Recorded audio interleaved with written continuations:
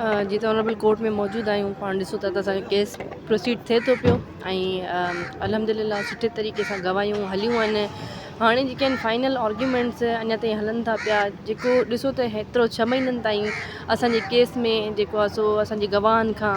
आॾी पुछा थी ऐं उन आॾी पुछा जे हिकु हिकु सवाल ते असां ऑनरेबल कोर्ट खे असिस कंदा था वञूं पिया, कानून प्रोवाइड कंदा था वञूं जेको असांखे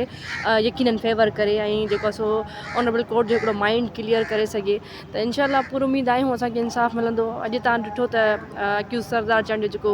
भॼी करे निकिरी वियो, ईअं ई चवंदासीं त इहो भॼणु आहे उन्हनि जो। इहे उहे माण्हू आहिनि जेके पंहिंजे तख़्तनि तां उथण जे लाइ तयारु न हुया ऐं हिननि ज़िंदगी में अलाए केतिरा ज़ुल्म करे, अलाए केतिरा घर उजाड़िया आहिनि, पर अॼु ॾिसो अलाह जो हिकिड़ो इंसाफ़ आहे त उहे अची कोर्टनि में 7-7, 8-8 कलाक वेहनि था ऐं जेको आहे सो हू अॼु एहतिसाब जे लाइ हिते आया आहिनि। यकीनन असां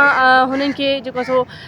ॻिचीअ खां वठी करे अदालतुनि जे दरनि ते जेको आहे सो बीहारियो आहे ऐं उमेदु आहे त इंशाल्लाह हिननि खे फांसी जे फंदे ते ॾिसंदासीं ऐं असां जेको आहे सो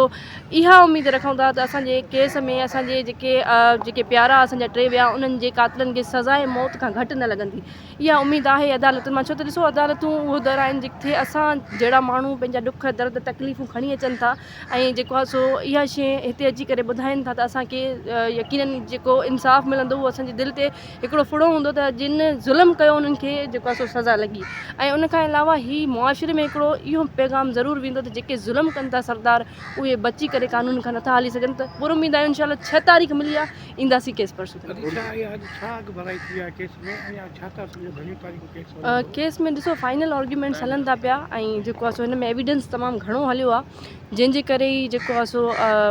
पंहिंजो केस हिकिड़ी हिकिड़ी पॉइंट ते असां क्लियर कंदा था वञूं।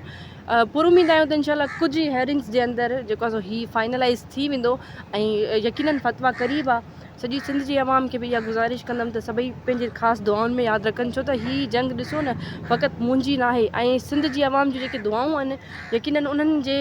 जेको आहे सो उहे मूंखे हौसलो बख़्शनि थियूं ऐं उनजे करे ई मां बीठी आहियां त अॻिते जे लाइ जेको मुंहिंजो घर त उजड़ियो पर थींदड़ जेको ज़ुल्म आहे उहो रोके सघिजे।